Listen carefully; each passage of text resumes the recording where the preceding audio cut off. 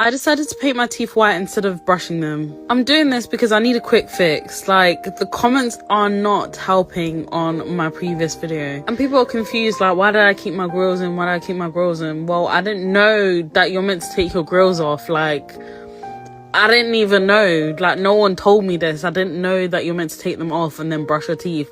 All this time, I was just having them on and brushing my teeth on top with the grills on. Do you know what I mean? Like, not everyone's gonna know. Plus, now that I started painting my teeth white, like, I've come to some realization. I decided there's no point visiting a dentist because it'll be a waste of money when all I have to do is just paint over them. Problem solved. Do you know what I mean? Like, there's no point of me wasting money and going to the dentist when my teeth are fine. Like, I don't think me wearing my grills for that long has actually affected my teeth that bad. I think all I needed to do was just paint over them.